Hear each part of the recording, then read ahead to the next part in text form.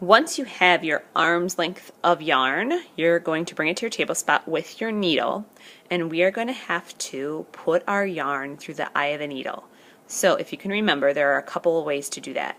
With yarn, you can try to take that little tail, squeeze it, and kind of move the needle back and forth, and some of the yarn should come through that you can pull.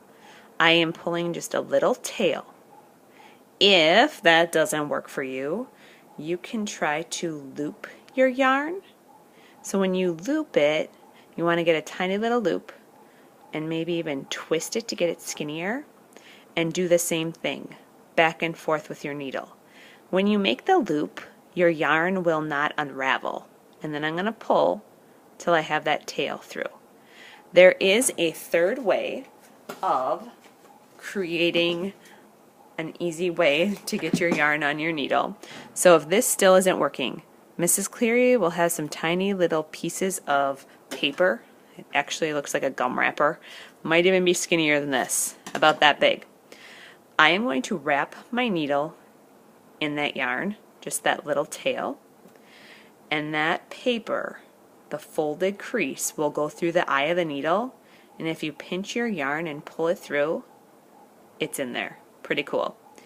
At this point, to make your weaving easier, we're going to knot the yarn on the needle.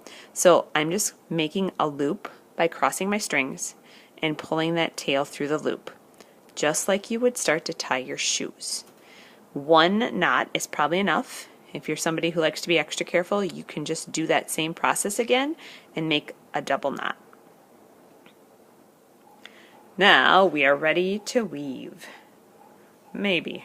I got a little knot on the end of that yarn. Alright, so with the weaving, it does not matter which side you start with.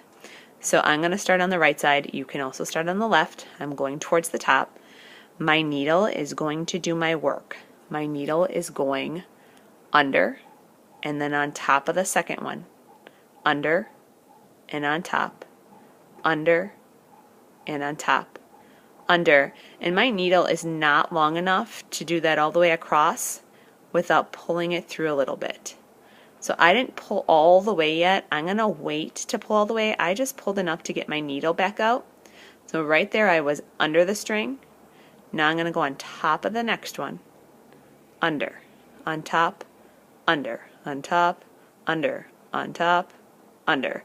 I'm going to pull a little bit again to get my needle through. I was under, on top, under, on top, under, on top, under, all the way to the end. Whoop. On top, under. Now, once I've gotten all the way across that row, I'm going to pull that yarn until I have a tiny tail left on the side. With that first weaving, I am going to slide it towards the top. It doesn't have to be all the way up. You want to leave a little bit of space right here so that when we take these off the cardboard at the very end, we have some space to do that. Now, I made a mistake when I was starting to practice this. So important that you look at how you ended this last row.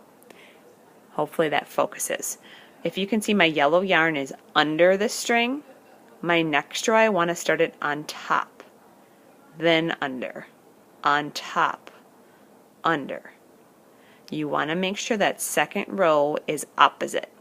I'm going to pull this a little bit, get my needle through. And you can see that I'm underneath right there. So on top, under. As I keep going, I'm just doing under over, which you have done with paper a lot. I was under, so I'm going to go on top. You just want to make sure that every row or every other row is opposite. So if I pull this yarn, because I'm at the end, pull it through,